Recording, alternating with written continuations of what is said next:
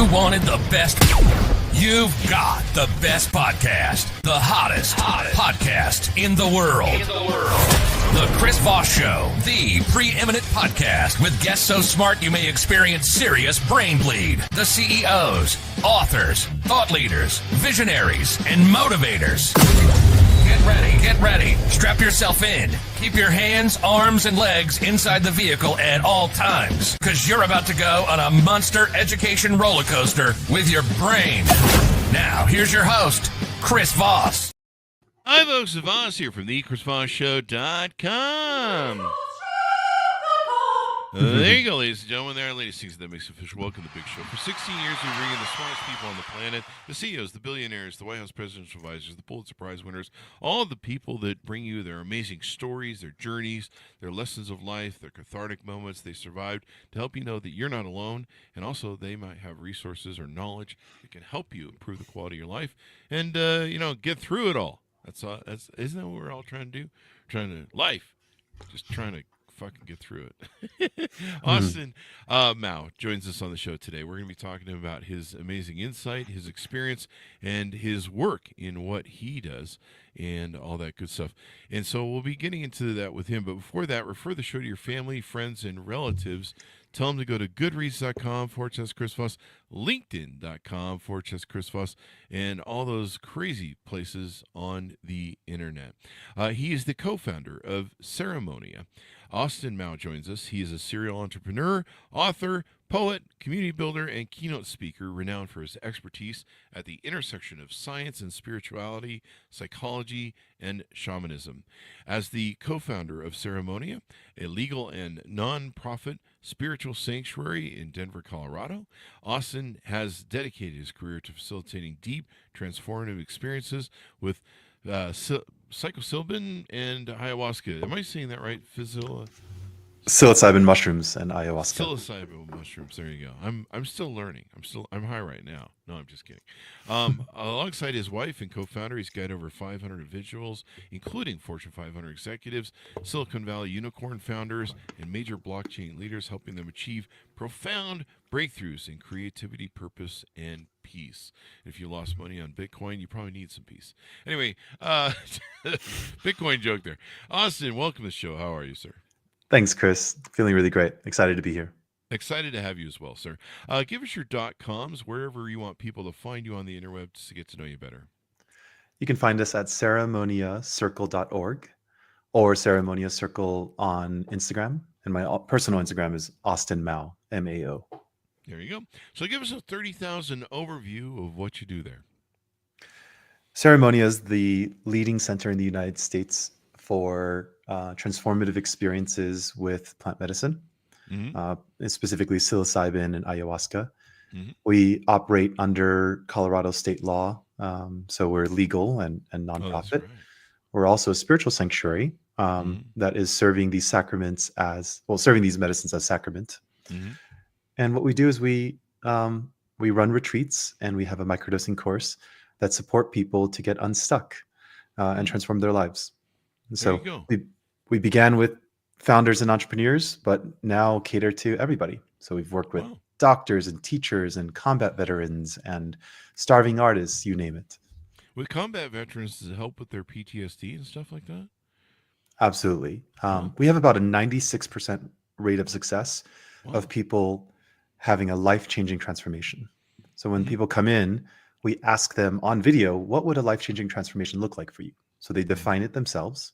And then before they leave on video again, we ask them, what did you experience? And did it meet your expectations? And 96% of the time, people exceed those expectations, which is extraordinary. There you go. I mean, it's people are finding that these, like in states like, I think, Oregon and Denver and stuff, they've kind of decriminalized a lot of these things that were originally criminalized. And I think it's made these plants maybe are just so much better for us than maybe some of the drugs that we've been taking that have been manufactured by man, right? Well, the science shows that psilocybin mushrooms and psychedelic therapy is orders of magnitude better than the very best psychiatric care out there, which is a combination of therapy and antidepressants. Mm-hmm. And on the scale of medicines available, it is one of the safest medicines on the planet. There is not a single instance of a recorded death in the history of mushrooms, which are thousands of years. And it's far, far safer than anything that can possibly be prescribed. Wow, there you go. And so do you hold retreats? Do you do individual work? Like some coaches do individual work over the internet. Do people have to come to you and meet you, or go to an event to partake in the thing? We do retreats. We also have online courses and online coaching. Mm-hmm. But really, people are coming here for a 3 or 6 day experience where they're ready to change their lives. Mm-hmm. And usually, when people come, they come in with some hope, right? Mm-hmm. For example, I would say at least half the people that come are on some form of antidepressant or some psychiatric medication. Mm-hmm.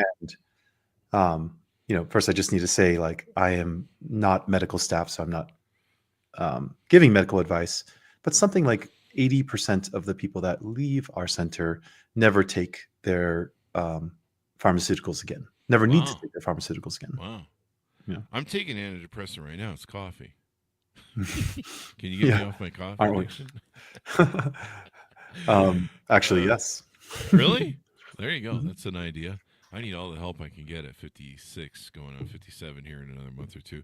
One of the things you guarantee on your website, how to get unstuck, basically unstuck in 5 days guaranteed. That's a tall order. Yes, we've had over 240 alumni come through our program, and only one person has ever exercised that money back guarantee. Oh, wow. And so it just goes to show you, again, the success rate that we have in people having a life-changing transformation. Yeah, they probably just showed up for the drugs. No, and so people can call you and book you through a call, find out more about it and how it works. Now, you guys also have a podcast as well. Tell us about that. Yes, we have a podcast called Modern Enlightenment, where we have luminaries from psychedelic healing, spirituality, mindfulness that come on this podcast. We've had Rick Doblin, the founder of MAPS, Alex Gray, visionary artist. We've had Stanford professors, neuroscientists, so on and so forth. And the idea is that, 100 years ago, if you wanted to follow the path of spiritual enlightenment, right? Or in modern terms, awakening and healing, you would have to become a horny monk on a mountaintop. And now we have so many more tools available. Yeah, people often equate to horny monk on a mountaintop. Well, people often equate to this practice of psychedelic healing as 40 years of therapy in 4 hours. And it really, really feels like that for a lot of people. Wow. And so you guys focus on the mushrooms and the ayahuasca. Do you guys ever get into any of the other variants? I think there's some people use what's that thing everyone likes to use nowadays? It's the one guy died of it from the TV show Friends. Ketamine. Ketamine. Do you guys get into that, or you stick to what you have right now? We don't personally work with ketamine. That is an FDA approved, the first FDA approved psychedelic that was approved in 2019. Partially because it's used as an anesthetic in medical scenarios. For example, if you've gone into surgery, it's highly likely that you've had ketamine. The reason why we use psilocybin and ayahuasca is it provides a substantially different experience that is more about meeting your own emotions and your own felt sense of yourself. Whereas ketamine is dissociative. It brings you out of your body. And so the value of ketamine is, let's say you're a combat veteran with PTSD, right?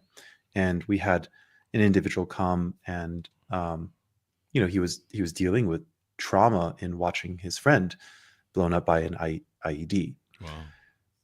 I mean, that's an extraordinary thing to witness and to live with, right? Yeah. In his scenario, ketamine was helpful because the dissociative property of it allowed him to observe that memory without being in it. Wow. Does that make sense? And right? So it's like watching it happen. Exactly. You disassociate the emotion from from the reality, I guess. Yeah. The problem with that is that that can be addictive in itself, right? Because we can dissociate so much from pain and from reality that we actually lose touch with how to be with pain. And our philosophy and what we believe to be, the truly healing process is not to get out of pain, but to go deeper into it, to embrace it, right? Mm. Because when you go home, life is going to continue to life. Buddhism says that everyone and everything that you love, you will lose, right? We will lose our parents, we will lose our dogs, we will lose our best friends to time, right? We'll lose our own life. Yes. What? And no one told me about this part. What? No, I'm just yeah. And so what happens is if, undergoing a process where you're prepared to meet that challenge with the fullness of embracing it and not pushing it away, that helps you lead life with greater peace and openness. Most definitely. Memento mori. I mean, what does Marcus Aurelius say about death? Death smiles at us. The best we can do is smile back. So, beautiful. I like that. Yeah, it really helped me recently. And we lost a dog a few months ago, and being focused on memento mori and stoicism really helped me square it in my brain. And it really helped the grieving process, where it was like, this is natural. This is a part of life. It's going to happen. I think a lot of bullshit that we do in life is kind of to kind of make ourselves feel better, or cope with the fact that we don't know what goes on after you die. Or at least in my opinion, we the fear of death. I think there was a great book written, what was it, Denial of Death.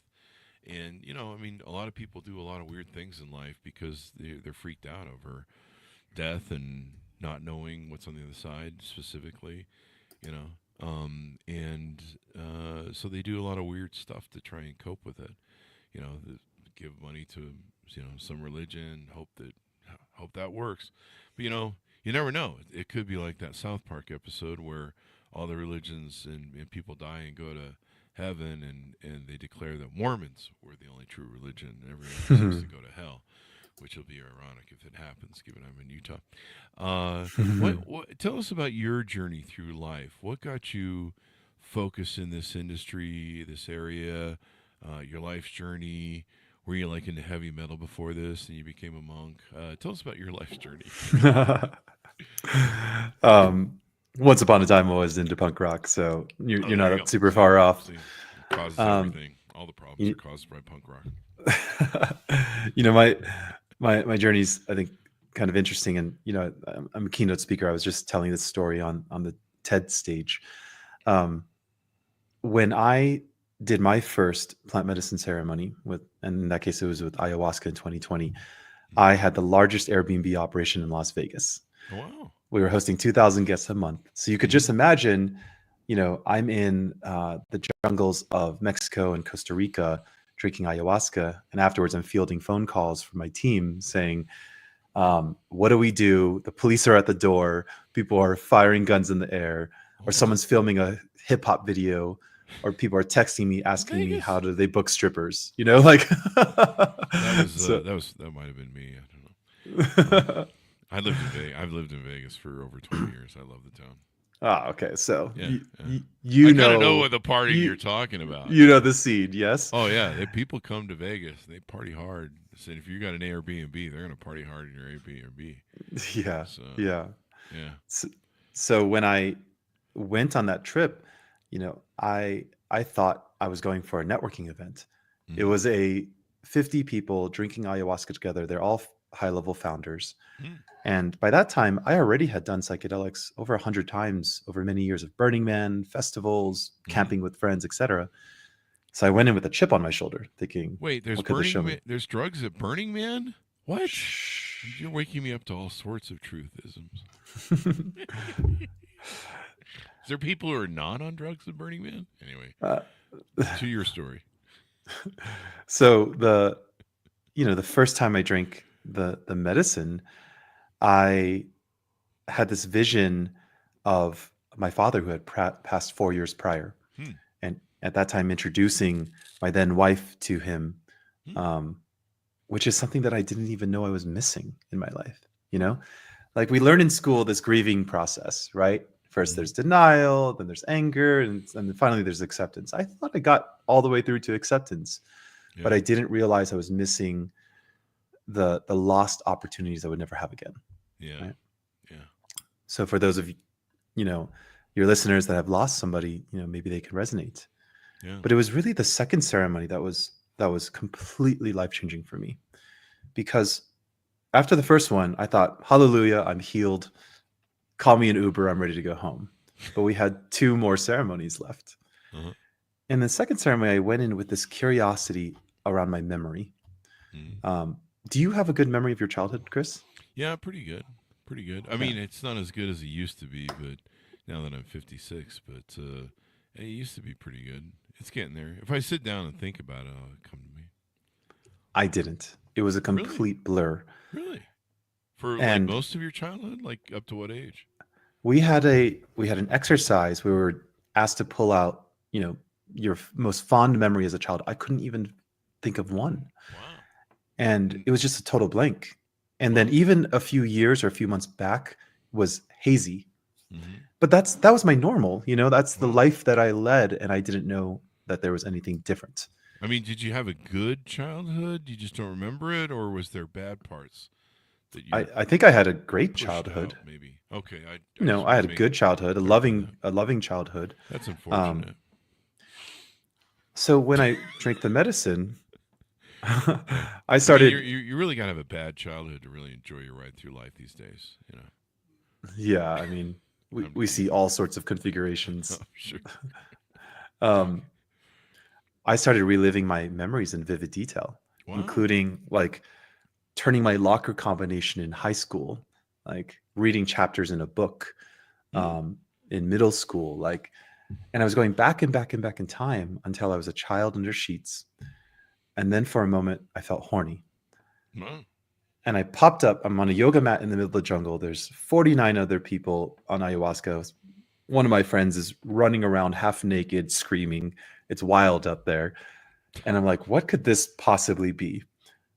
So I go back into the experience, closing my eyes. And then it hits me. At the age of 4, I was touched by my mother's boyfriend at the time. Oh, wow. Wow, And it all I had comes no back. idea. Exactly. And that's why you're probably blocking it. Exactly. So I had this knowledge, this newfound knowledge that I had sexual trauma and I repressed memory. I started going forward in time in this vision and reliving my memories with this new information. I was a bully as a kid, sexually confused as a teenager, couldn't hold down relationships, couldn't hold down hobbies because I simply just forget the passion that I had for them, you know, all the way to the present moment where, again, I was lying on that yoga mat. I woke with tears in my eyes and I told the shaman, and she said, "Oh my God, I'm so sorry." Wow. And I said to her, no, you don't understand. I feel like I was cured of Alzheimer's. Wow. Like, I regained my memory. The next day, I wrote a poem called Thank You, expressing this extraordinary gratitude for life and for all the pain that I've gone through too, because it all led me to that present moment, that revelation that, wow, like I am who I am because of all the things that happened to me, for me, through me, that including all the stumbles and falls, including the times I've felt betrayed, including times I hurt other people, and including all the loves I've made and the passions I've explored and the places I've traveled. All of it made me who I was at that moment. And that was like the beginning, you know? Wow. That was and now you what I help other people through that journey. And that's the crazy thing, Chris. Like, my story is not unique. I'll bet. In fact, we hold 2 retreats a month, and every single retreat, the majority of people have a life-changing experience as big as mine. Wow. Now, it's different and unique for every single individual based on their lives, right? But here's the interesting thing. Like, I've worked with billionaires and I've worked with homeless people. Okay. And everybody comes in for a different reason, right? Let's say you're a combat veteran, you want to get over some PTSD. Let's say you're a billionaire and you want to find what's next in your life. All of it, everybody comes in for a different reason, but their journey takes the same pathway. It all funnels to the very same place, which is, do I love myself? Can I be present with what is happening for me right now, right? With my feelings right now. When you ask somebody, how do you feel? What's the typical answer you get, Chris? I tell them I don't feel, I think. But I think, most people just give a default fine, don't they? Yeah, fine, good, okay. But have you ever been fine one moment in your life?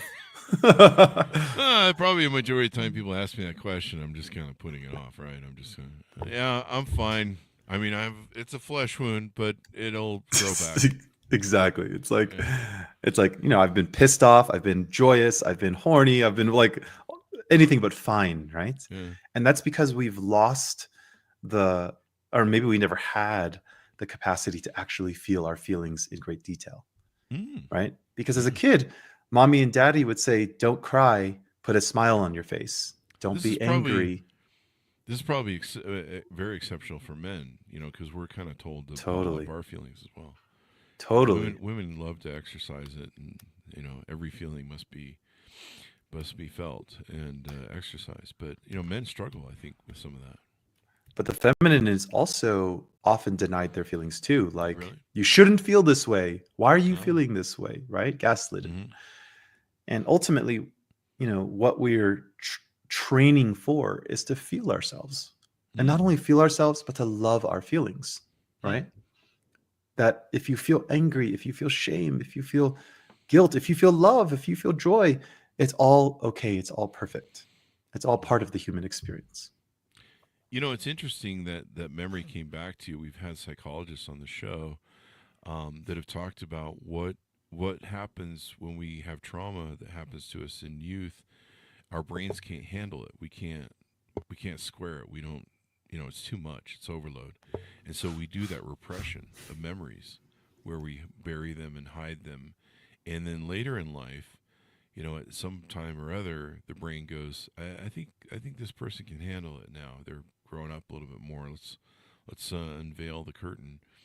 And it's a real thing what people go through, where they repress memories, and sometimes they need more help to unlock those, I guess. Totally. But it's a tricky thing because we repress those memories for a reason, right? Like, we had someone come in here who was having a tough ceremony, and she wanted to go outside. So I let her outside. I came back in to get a blanket, and when I came out again, I accidentally let the door slam shut. Okay. In that moment, she relived an experience of her best friend at the age of 10 getting blown up by a missile in front of her in Iran. Holy crap. And it was, terrifying for her to not just remember it, but to relive it, right? Re-experience it.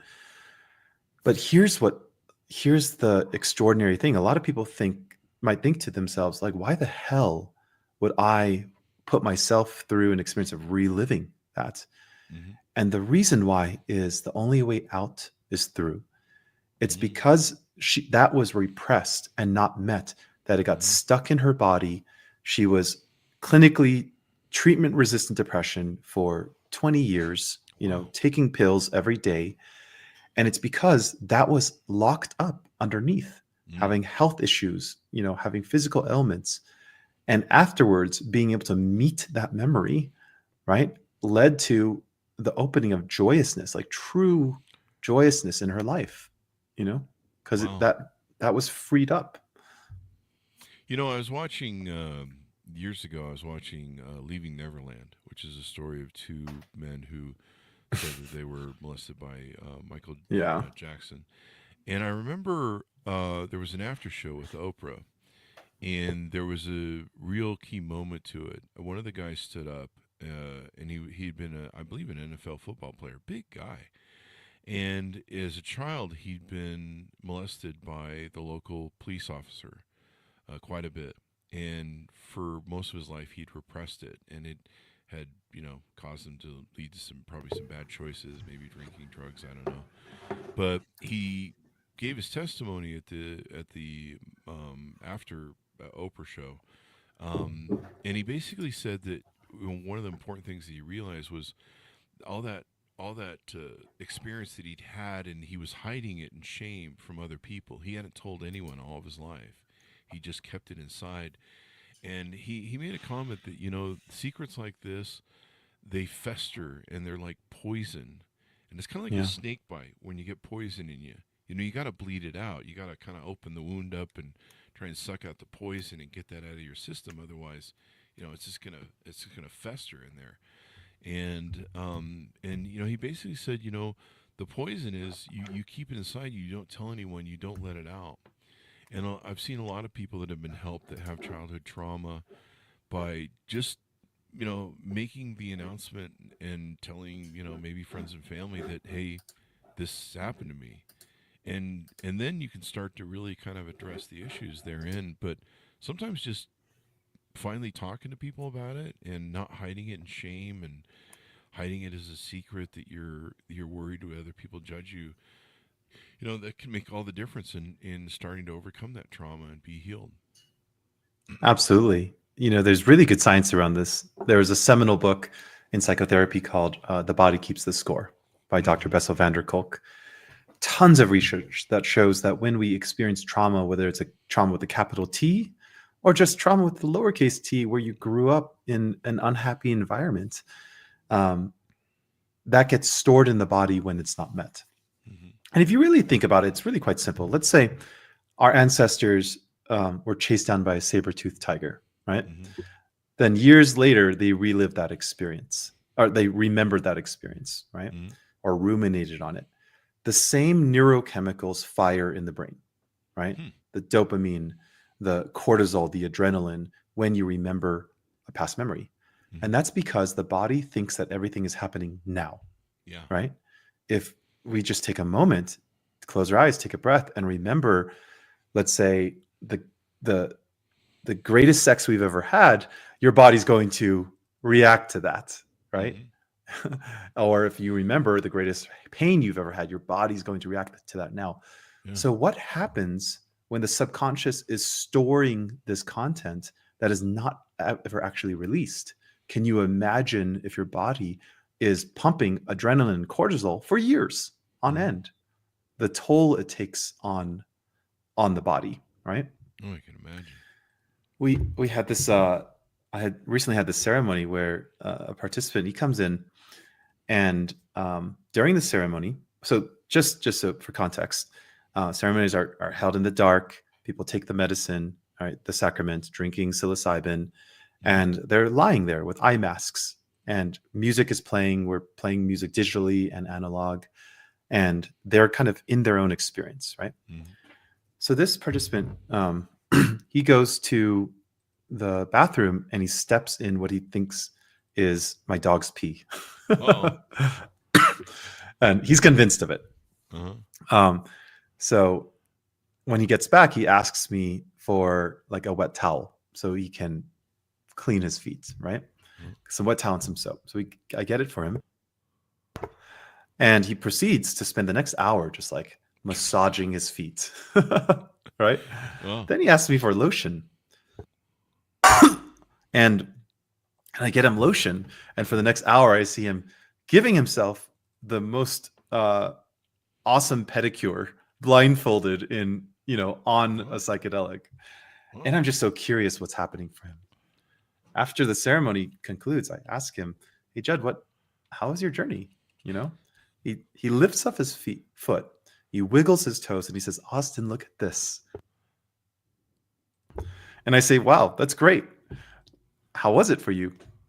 And he says, "Austin, for more than 20 years, I could not uncurl my toes without excruciating pain. Wow. In just a few weeks, I was about to go to a surgeon, to get surgery for rheumatoid arthritis, which was the only diagnosis they could possibly figure out." And this is a guy in his 40s, healthy guy, with a 4-pack, like very healthy guy, And it turns out his father was a boxing coach, and he's this high-powered attorney. And in boxing, I don't know if you've ever tried it. Like, you're always pushing off your feet, right? Yeah. You're pushing off your toes, and there was this connection between his feet, his toes, pushing off and running away from his father. Mhm. Oh, wow. And he was able to confront that, his relationship with his father, as he's becoming a father himself, right? And have this generational healing where he realized his opportunity to be a better father than his was to him. Oh, wow. And all of that unlocked this tremendous physical healing. He's never, his feet and his toes have been great ever since. Sometimes I check in with him, like, hey, how's your feet? And he's like, perfect. Isn't it amazing how all that connects? I mean, there's so much stuff that comes from childhood, and the imprints and the blueprints that you're given in childhood. I mean, it's just it's really interesting. Totally. And yeah, it's crazy how all that stuff works out and how it plays. So tell us about. I'm looking at your website. You've got a lot of courses, retreats. Talk to us about some of the offerings you have there that people can find on your website. Yep. So we have a few things, and it's really on this spectrum of convenience, getting unstuck, to life-changing transformation. Our flagship program is a 6-day retreat with psilocybin, right? And you're coming in for 3 psilocybin ceremonies with a group, and we begin with mindfulness training, aka meditation, into group connection exercises. So within 4 hours, the people in this group that came in as strangers are so connected and deep with each other that they feel closer to each other than family. Wow. And by the conclusion of the retreat, there is no one in their lives that they have developed such depth and closeness to, including, for many of them, their spouses, their family, etc. Oh, I should go. I hate my family. No, I'm just kidding. Just they're wonderful. Go ahead. We have a 3-day program, which is over a weekend, and it's a single ceremony. Mhm. You come to that and you get unstuck totally. Mhm. But it's also an intro and a setup for you to explore the 6-day program, where your life completely changes, right? Mhm. So one of our alumni share that they came to the 3-day open program, and it showed him that he can live his life, right? Ah. And then the 6-day program showed him how to live his life. It created the intention for the future. Mhm. We're about to release an online program called Awaken at Home, which is a 3-month course that you're going to go with live coaching calls and do microdosing. Microdosing is where you take pills of psilocybin mushrooms at home, and it's subliminal, aka you maybe if you close your eyes and tune in, you can feel it a little bit, but otherwise it feels like a shot of espresso, just a little boost of energy. My mom used microdosing to get off of her antidepressants, which she was taking Wow. for 25 years. Holy crap! Yeah. That's a big deal. Yeah. Yeah. Yeah. So the microdosing course is the Awaken at Home program is convenient and can help build up like that safety and comfort for you to then come and have a bigger experience. Mm-hmm. And we package in with our bigger retreats the microdosing program as well. There you go. I notice you have something open transformation with AI in your courses, foundation of psychedelic healing as well. Yeah, these are some free programs for people to try out. I'm a technologist at heart. I used to be a tech entrepreneur and a CTO before doing the Vegas business, and we do some really interesting things with AI, where you're able to create your own AI coach, right? Mm-hmm. And that's because, well, coaches and therapists, they're expensive and they're not always available. But I use ChatGPT all the time and ask it for advice, and it's pretty spot on. You can even have conversations with it. Yeah, it's kind of fun to talk to it, and it makes great pictures. Like being able to create very simply, because I'm not really a creative person, I'm really logical. But being able, like, if I need a picture or graphic or some sort of logo or something, being able to say, hey, give me a logo of XYZ, and it makes it in seconds. I don't have to pay anybody for it. I mean, I have to pay ChatGPT. But yeah, it's like, it's a great toy that kind of has, I found that playing around with it, Midjourney and a few others, kind of juices my creative sense, which needs all the help it can get, obviously. So, and then you guys have the podcast as well. Yeah. So as we go out, give people a final pitch on having them reach out to you, how to book a call, all that sort of good stuff. Yeah. So look, if you're feeling stuck in your life, you don't need psychedelics, right? You can go to therapy, you can pursue meditation. And my mom tried each of those things. Like therapy was expensive and didn't really work so well. Meditation, turns out sitting still for any period of time is really hard. Or you can take a look at our website and investigate looking into psychedelic healing. And what we've found, it's legal, it's safe, we're nonprofit, tax deductible, and it feels like 40 years of therapy. Tax so deductible too. Wow. Like yeah. And we run 2 retreats a month. You can also start from the convenience of your home. Come and book a call, join a webinar, and just check it out. Because what this is, hundreds of people have now gone through our program. We have such an extraordinary rate. And one of the cool things is that part of the onboarding process is you get paired with an alumnus. So you get paired with someone who is maybe around your age group. If you're feminine, maybe identify as feminine with someone else feminine, masculine. If you're an entrepreneur, paired with an entrepreneur, so on and so forth. And you really get to be ushered into this process by someone who's gone through it themselves, had the same level of anxiety or curiosity or struggle, and come out the other side. There you go. So thank you very much for coming on. Give us the .com one more time. Yes, it's ceremoniacircle.org. Yeah, so you can also just Google psilocybin or ayahuasca Colorado, and we're #1 search result. There you go. A lot of this stuff needs to be legalized. It's kind of a joke how it's been, it's been made illegal when in reality it's very natural for you.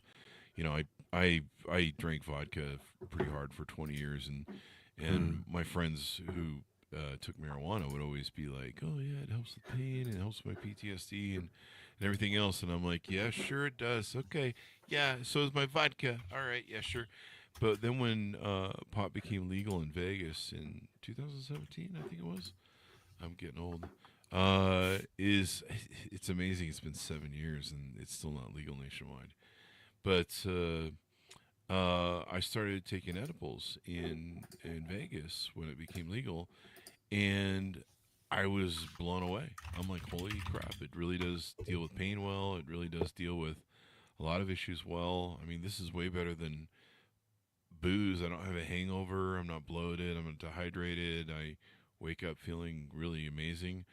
And so I kept taking it. And one day I walked into my bathroom and I had this bottle of Tylenol that I used to live on that I hadn't touched in 6 months. And I was like, oh, I see why they make pot illegal and the natural stuff because they can't regulate it. And then this the medical companies can't make their money. The pharmaceutical companies can't make their money selling me Tylenol, which is awful for your system and liver and stuff. But that's when I kind of went, there's something to this natural plant stuff. Yeah. Yeah, and the best part is it's now legal in Colorado. Yeah. And we're one of legal everywhere else. That'd be great. Totally, yeah. Colorado. Look, I moved from LA to Colorado, and obviously was in Vegas where you were too. And it's beautiful here, and it's in the middle of the country. It's easy to access. We're only 40 minutes from the airport. We've actually had a lot of people move here after coming to our retreats. Yeah, it kind of turned legalizing drugs kind of turned Denver into like, I think it amped up the real estate up there and was driving the market. Oh, totally.